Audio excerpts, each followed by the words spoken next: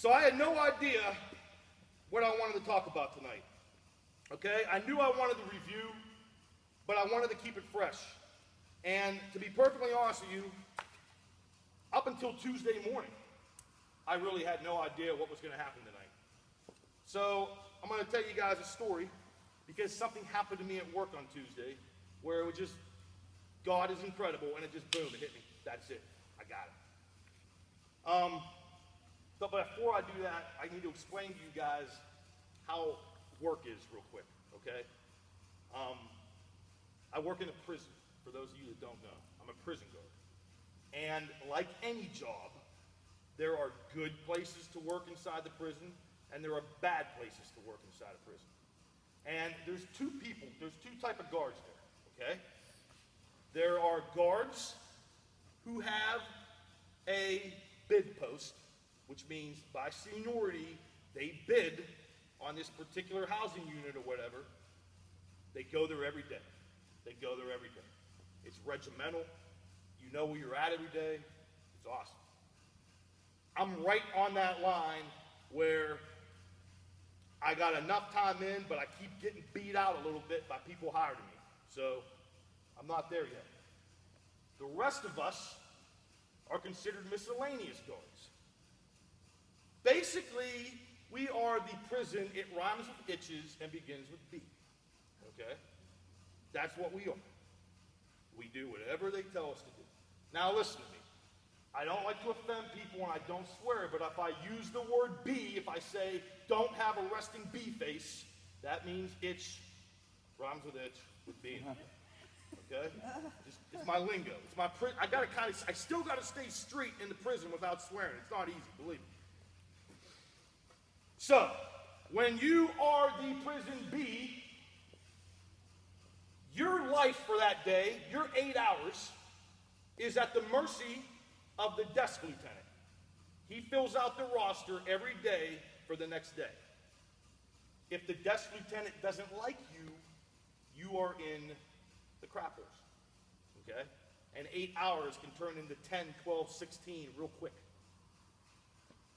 So, Monday night, I'm sitting there, I'm like, oh man, I gotta go to work tomorrow because I'm off Sunday, Mondays. And I'm thinking to myself, you know, where are they gonna put me? Where are they gonna put me? I'm trying to jog in my head, okay, what lieutenants are off? Who's on the desk? Am I cool with that guy? And I didn't know, I had no clue. So I prayed about it, you know, dear God, I'm putting this in your hands. You know, you put me where you want.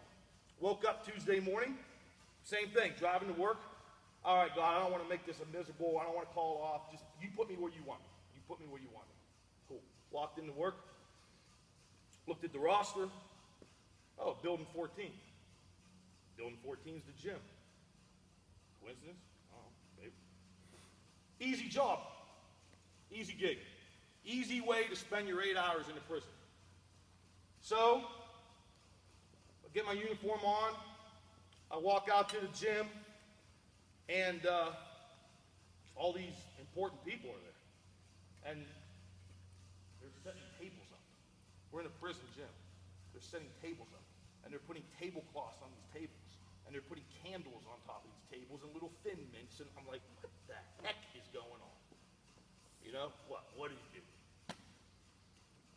Come to find out that they are having a symposium for suicide and PTSD. PTSD, if you don't know, is post-traumatic stress syndrome.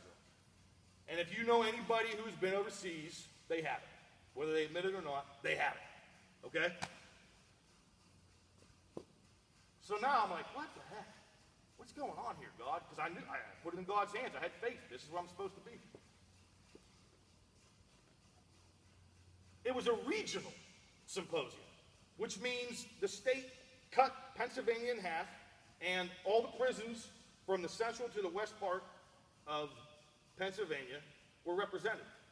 So you guys know them as wardens. We call them superintendents. Every superintendent from every prison on the west side was there. All their big shots, all these people. There was like 3 guards in this entire building that day, and I was one of them. Well, long story short, they start talking. And the first person that gets up there is a young female. And she has a good story. She has a good story about her life, you know, almost ended in suicide. And she's having a hard time talking. And I'm kind of sitting there like, man, what is this? You know, what is this? And then she leaves. And then another guy gets up there and talks. And he's a soldier. And he's a guard in the Federal Bureau of Corrections. So he's in the federal system. I'm in the state side. He's in the federal side. And he's kind of, you know, he's kind of pompous a little bit. And now I'm sitting there and I'm doing this. I'm like, leaning against the wall. I'm like, why you choose these guys to talk, God? Why didn't you choose me?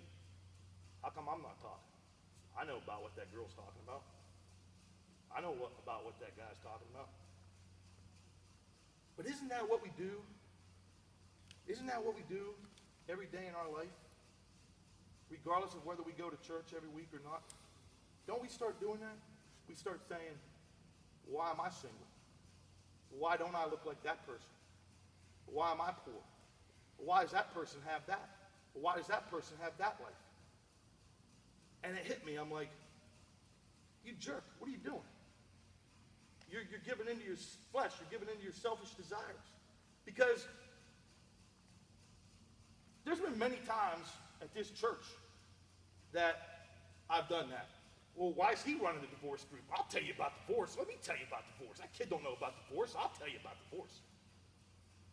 Or why is he doing that? Or why is he playing the bass? Or why did they pick her to do this? Or we do that, right? We're all guilty of it at some point in our life. Why do I look the way I look? Why didn't God make me look like her? Why don't I hit the ball farther than this person? Or think about it. You can sit there and push your face at me, but we all do it. We all do it at some point in our life.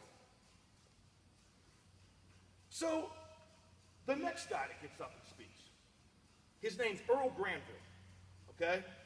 And he starts talking, and his story's similar to mine. The only reason he went into the Army was to pay for college. It was the only reason I went to the Army. Didn't have any desire to fight. I didn't have any desire to fight. 911 came around, 2001. Oh crap, he's got to go to war. Same thing with me. 911 came around, oh, my life's going to change. He goes over, fights in the war, I go over and fight in the war. But it's kind of where our story stopped. Because up until that point, I'm there again. What's this dude do that I did? Well, for one, he doesn't have a foot, okay? His vehicle ran over an IED in Iraq, or Afghanistan, and it blew his leg off. So he has one good leg and one prosthetic. Then he tells us about his brother, who also signed up. And his brother was a prison guard. Well, these two guys, he gets injured.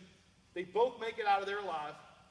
A couple years after he gets released from Walter Reed, which is the medical hospital, his brother takes his life. And this kid, at that point, I'm like,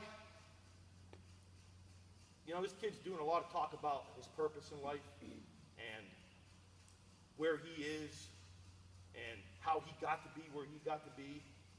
And it hit me. I'm like, he's doing what he's supposed to be doing. That kid's doing what he's supposed to be doing. I'm supposed to be sitting here leaning up against the wall. That kid is doing what he's supposed to be doing. Because he had an incredible message. And it got me thinking. It got me thinking about war and our everyday lives. Because, you know, you go and do something like that. And I'm sure you guys have heard the statement before about in order to get to win a war, you got to fight many battles. Okay? I was a screw up in the military. I was known more for what is he going to do to make all the officers mad than being a good soldier. So when we got into Iraq, some of you guys have heard this before, and you guys know you're getting a treat because I don't talk about this stuff. I don't. When we got to Iraq, they asked us, we need 18 of your best soldiers. We're going to give them something else. We're going to do something else with them. So we're in formation, you know, and all this stuff. And I'm sitting there like, yeah, that guy, guy. Urema. What? Urema, get your butt up here. Nah, dude, I swept the floor yesterday, man. You know, I'm not volunteering for KP again, bro. Not this dude. Not 2 days in a row. Get your butt up here. I got shipped off these 18 guys. God. So we get up, they give us our mission. They give us our battle plan. They say, you guys are going to go do this. So I leave my unit for an entire year. I'm living in Saddam Hussein's son's palace. Gold walls, all this stuff. I'm like, what in the heck is going on in my life? This is weird. 18 of us. They split us up into 3 squads. 6 people each. You, Urema, you're leading that squad. What? I just went from like 2 days ago being the unit screw up, dyeing my hair blonde just to make everybody mad. I did, true story. Getting yelled at all the time, to now I'm in charge of a squad. You know what they tasked us out with? Our 3 squads were in charge of protecting the highest ranking officials in the northern half of Iraq. So all these guys that you see on TV, all these generals, they were in my vehicle. They were in my vehicle. And you know what was incredible about it? They would get in the vehicle and I would be sitting in the front seat. That's the leader's seat, the passenger seat. I still to this day hate riding in passenger seats, but that's a different story. Some big shot, 5-star, 4-star general could get in the back seat, start asking me questions. Hey, sir, do me a favor. Shut up. I'll get you there, all right? Good job. Boom. Talk to him like that. It was my vehicle. It was my convoy. I was in charge. Every day, we had a new mission. Every single day that I woke up, I had a new mission. There were so many different missions that we had to do. And I thought about this yesterday as this kid was talking. And I said, you know what? That's no different in our life. That's no different in our life. The purpose was to win the war. That's why we were over there. That was the purpose. But in the meantime, there were little missions that needed to be done to get to that purpose. You guys tracking? If you're not, you will be here in a minute. The main goal in a war is to win the war. But we all hear this before. Lose the battle, win the war. You guys have heard that before, right?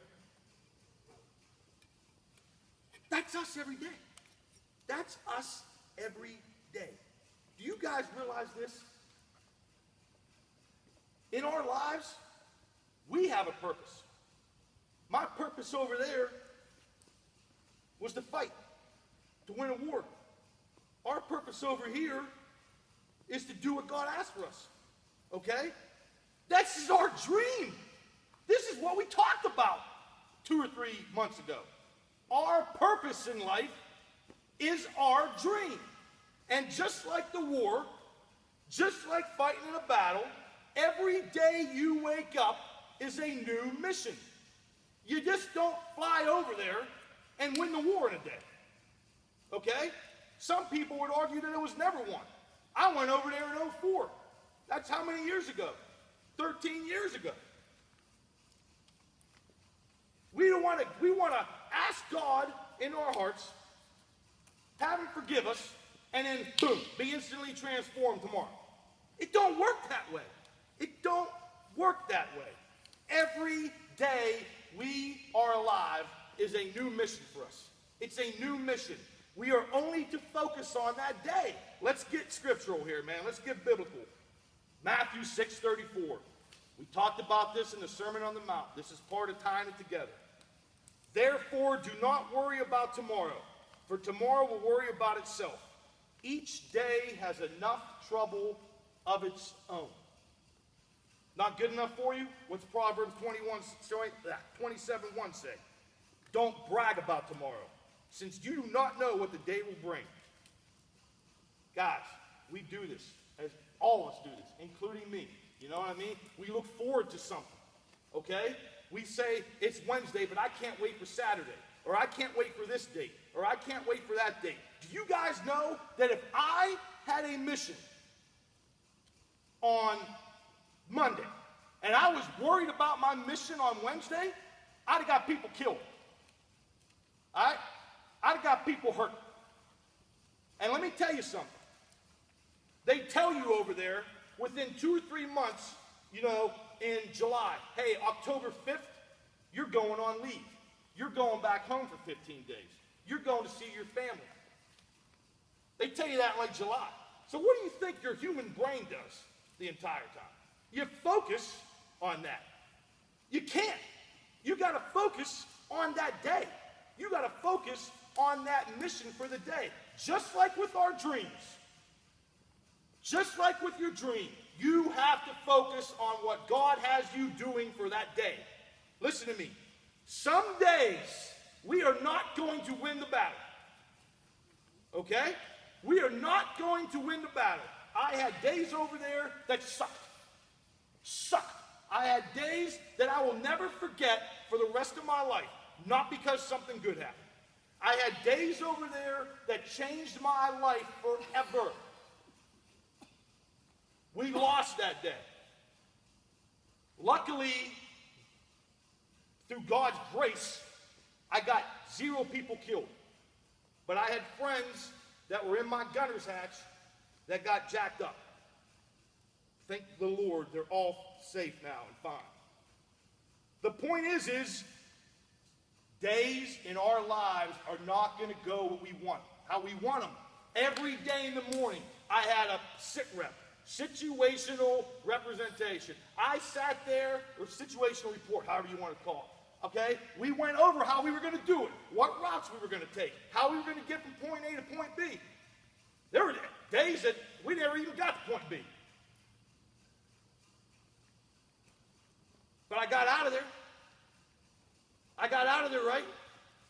My mission was for 365 days. I did 372 days over there. When we were done, the 11th Cavalry was coming in, okay? We were a bunch of bum National Guard guys. When we were done, this regular Army unit, the 11th Cav, very, very prestigious unit. I don't know if you guys have ever seen it. They have the prancing horse with the white and red patch. Their commanders begged us, the leaders of these groups, pulled us in a room and said, will you guys please stay for another year? Please stay for another year because no one knows the city like you guys. No one knows the mission like you guys. We're going to be doing the same thing. Please stay for another year. My mission was good, man. My mission was complete. But every day over there was a new battle. Every day was a new issue to conquer, was something new to do, something new to face. Every single day. And we lost some days. Some days we got jacked up. I was constantly switching out trucks, you know, getting blown up or whatnot. Listen to me, we're human, right? The Bible tells us that. We sin, we fall short of God's glory, correct? It's in Romans 3. We're going to lose some days, guys. Even people who we look at as pure and, dare I say, without sin. Sometimes we make the bad decision of looking at preachers and celebrity religious people on TV, and we think they're perfect. Guys, don't ever look at me that way. Don't. Do not. Okay? Do not come through these doors because you like the way I talk or you like how this is. I want you guys to come here because you're getting fed. I am simply trying to do what God is asking me to do. That's it. Nothing more, nothing less. Okay? This is my purpose. This is my dream. My dream comes from my purpose, right? My purpose is to do this. Do you guys realize something? Everything that happens to me in my life, and this is weird to me, but this is what happens to me now. I look at as, how can I make that a sermon? How do people don't do that. That was God's first way of saying,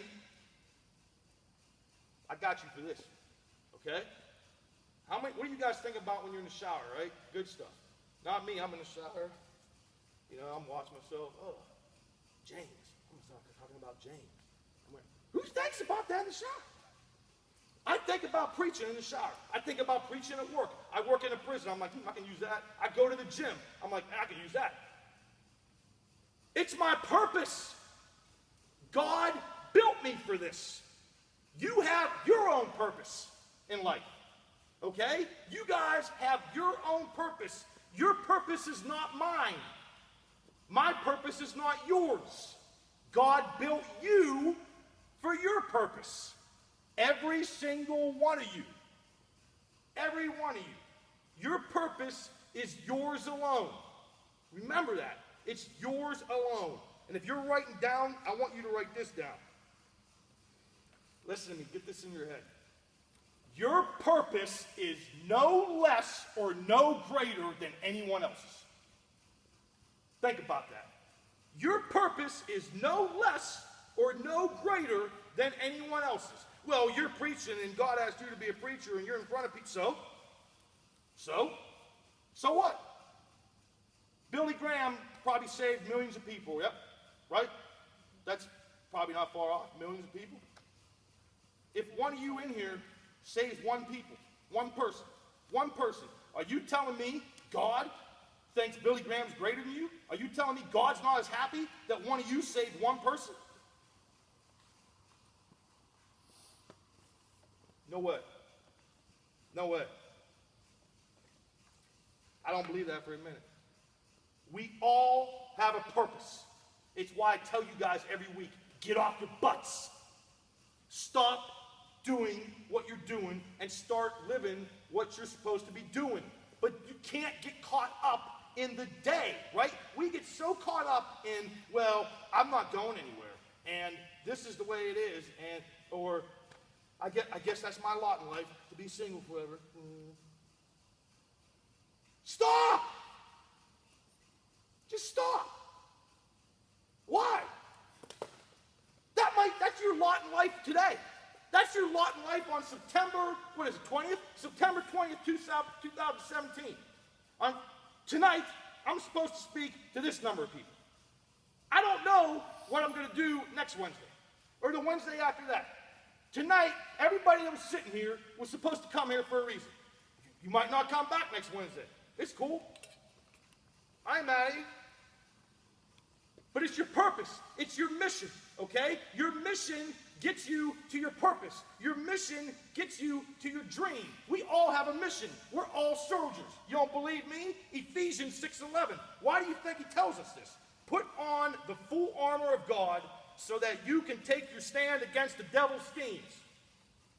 That's why every single day is a mission. Because every single stinking day, the devil's trying to get you.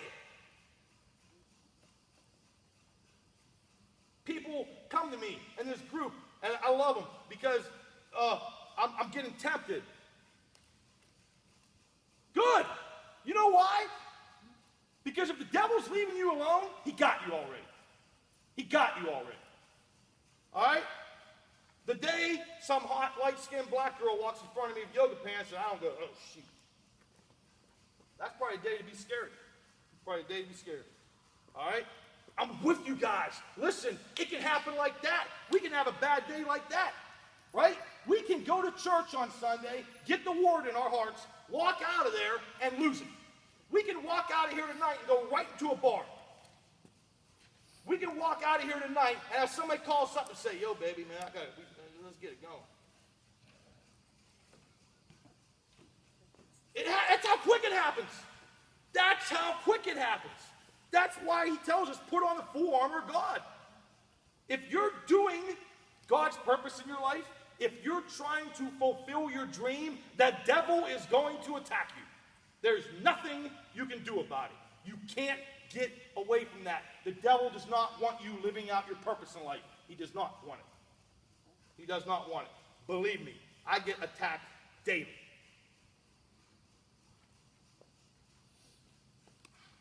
So how do you react to these failures? How do you react when we lose these battles during the day? Because you guys understand something. How you react when you fall, how you react when you fail, your next move determines all the moves after that. Because your next move can either take you down the narrow road, talked about that, didn't we? Or it can take you down the broad road. I'm trying to tie this all in. It gets better. So how do you react to these failures? What was the first thing we talked about in the Sermon on the Mount? What's the first thing in the Sermon on the Mount? The Beatitudes. And what did I tell you guys the Beatitudes are? The attitudes we should be. Perfect way to remember. Okay? And what's the first stinking beatitude? To be poor in spirit. Listen, this kid yesterday with no foot, he has an amazing story. He has an amazing story. Some of you guys would be envious of him. He got like 10,000 Facebook followers. All right? The kid has an incredible story. And he went off yesterday and he told people there, you have a purpose in life. You have a vision in life. You have a reason to live. Get off your butt and do it. Stop complaining. Stop crying. Stop saying, oh, woe is me. You know what he forgot to say? You know what he left out? He didn't once talk about God. He didn't once say anything about God. Not once. Could you imagine if he would be saved? And I don't know, he might be. I don't know. But could you imagine if he threw that part into it? Because that's the reason why he's living. That's the reason why he's doing everything he's doing. God built him for that. Just like God built you guys for everything you guys are going to do.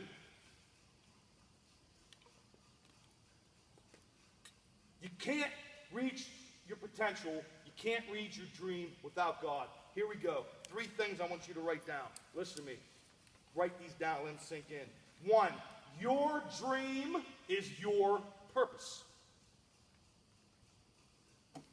And don't sit there and say, well, I don't have anything to dream about. There's something in every single one of your heart.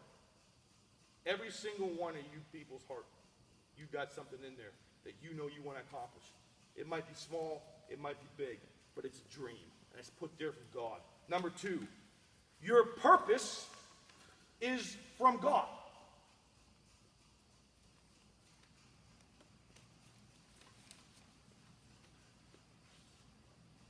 And finally, number 3, you cannot reach your purpose without God.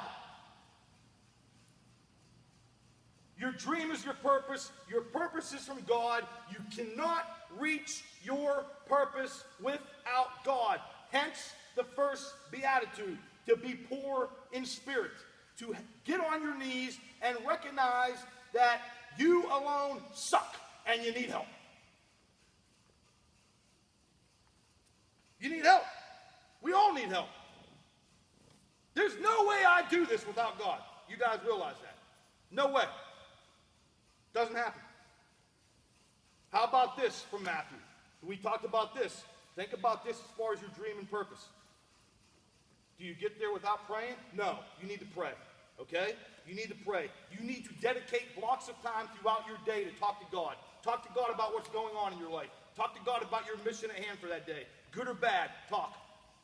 You want to take it a step further? We talked about this. We talked about fasting, right? Sacrificing a daily need and replacing it with the Lord. You guys want to find out what your dream is? You want to get somewhere further? Do it. I'm telling you what, there's nothing more incredible than your relationship with God after you fasted. It's amazing. I'm telling you guys. We talked about treasures. Where is your heart? Well, I'm not reaching my full potential. Well, where's your heart? Is your heart completely into God? Is it completely into what he's doing? We talked about nobody can serve 2 gods. Okay? Not letting our earthly desires exceed God's will. We cannot let our earthly desires exceed God's will. You understand what I'm saying, guys? Maybe God only wants this group to ever be as big as this. Okay? That might be his will for me. I can't let my vision and my desire ever get in the way of that. He wants me to have that vision. He wants me to have that desire. But I can't sit here and throw my notes away and say, you know what? I can't get past 20 people I quit. No. That's not how it works. What else do we talk about in Matthew that will affect our dreams and our purpose in life? Worrying. Worrying. Stop worrying.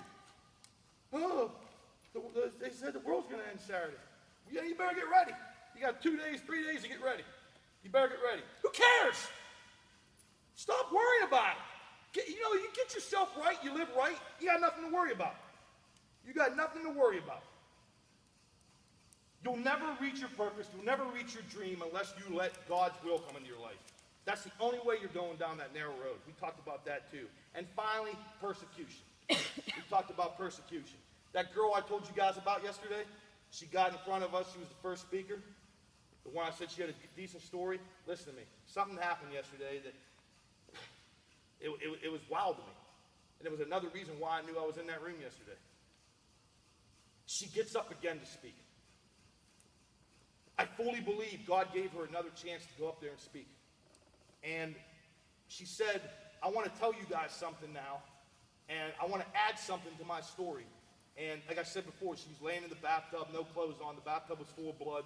She was almost dead. Right? She was almost dead. I believe it was suicide. But she got up there again and she wanted to say something. And she kept talking about your spiritual self or your faith. But she refused to say what she really wanted to say. Twice, maybe 3 times, but I know twice, she said, I don't want to get in trouble, guys. I don't want to get fired over this. My heart was aching for this girl because I knew what she wanted to do. She wanted to tell everybody in that room that the only reason she was standing there was because of God. That the only reason she was standing there is because of Jesus Christ. That the only way she was living her life right now and doing all this stuff was because Christ died for her. She wanted to talk about Christ's love. She wanted to talk about all the good things that he does for us. His redemption and his righteousness and his grace and his mercy. She wanted to so bad. I could feel it. I hurt for this girl. Like I was embarrassed for her. But what did she do? She gave in to persecution. It's why I'm the way I am. Fire me. Fire me. I don't care. I'm not backing down from this. Too many people in this world back down from this. What the heck does God tell us? Matthew 5:11. Blessed are you when people insult you, persecute you, and falsely say all kinds of evil because of me, because of God. Blessed are you. Fire me. That tells me right there, God will give me another job. They'll give me another job. They can fire me 100 times in the next 10 years. I don't care. And I got a darn good job money-wise. I don't care. Fire me. I never want to be in that situation that poor girl was in. And I went home and I Facebook stalked this girl because I felt the need to tell her. And I wrote her a message. I said, listen, you have a heck of a story. I know what you were trying to do yesterday. I know it. Don't ever be ashamed of what God has done for you. Don't ever be ashamed to talk about it. Don't ever do it. We can't do that, guys. You can't go and do all this stuff and try to reach your dream and then hide in the corner because what are you doing on Wednesday nights? No, sure. No. Say, listen, I go to church, some kid screams, it's crazy, but it's cool. Who cares? You gotta live this. You gotta live this. All right? You want to reach your full purpose? You want to reach your full potential in life? You want to be everything that God wants you to be? You got to live this. And you know what's sad to me? You know what's sad to me? It's so sad to me, and we're done. It breaks my heart. Because there might be somebody in this room right now that says this. There are people out there that actually will say, yeah, I hear you. I hear you. But you know what? My boyfriend or my girlfriend feels too good next to me at night. I'm good. I got this beer. I'm good. I hear you, but I like my life now. I'm just going to keep living like this. There might be somebody right here tonight that says that. That breaks my heart. It breaks my heart. It literally breaks my heart. Because I'm telling you, everybody in here has a purpose. Everybody. And I want to try to help all you get to it. Even you new people who might think, what the heck did I walk into? You got a purpose. You got a purpose. And if I can help you, I will. If God has somebody else out there that'll help you, go to that person. Jeremiah 29:11. For I know the plans I have for you, says the Lord. Plans for well-being and not for trouble. to give you a future and a hope. That's right now. That's right now. That's not, I'm 50 and this is my life. No, bull crap. Bull crap. What did we talk about earlier?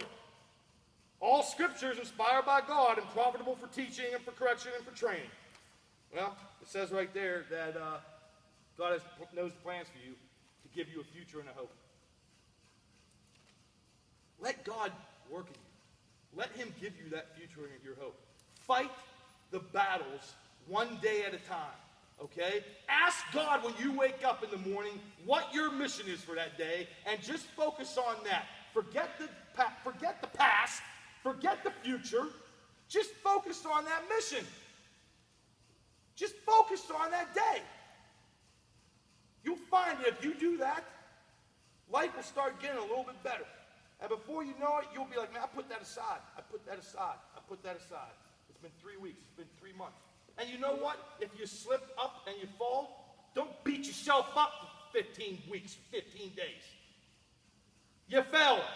Oh well, the Bible says you're going to. Ask God to forgive you and keep moving on. Pick up the pieces and get moving. I tell you guys this all the time. I don't care what state you're in. I don't care who you're messing with. I don't care who you slept with last night. Well, if you like the same sex, I don't care. I don't care. Because neither does God. He wants your heart right now. Right now. And for the future. Okay? That's what he wants. I hope you guys got something from the night. I love you guys. I do. I love you guys. Why do you preach the way you preach? Because I love you guys. I do. Bring people. If this is doing something for you, you know what? Somebody told me something last week. It melted me. It melted me. And this might just be this person's opinion. Maybe you guys will laugh, but this person told me this is the best kept secret in the valley. It melted me. It melted me. Forget this secret. Let's get these people in here. Let's get these people to hear this. God doesn't want to see anybody fail. This is for everybody, okay? Everybody. Not just the people that are here tonight. For all our screwed up friends, everybody has had problems. What do you think I'm up here for, guys? Huh? What do you think I'm up here for? Because I'm going through the same stuff you guys go through. I've went through the same stuff you guys went through. Divorced, okay? All kind of stupid stories from my past. We talked about this before. It doesn't matter. It doesn't matter. Get yourself right. Get yourself into the Word. You need someone to talk to, come talk to me. You don't like me, find someone else. But make sure that they feed you. Make sure they feed you. All right, let's pray. Father, thank you so much. Thank you so much for everything you do for us.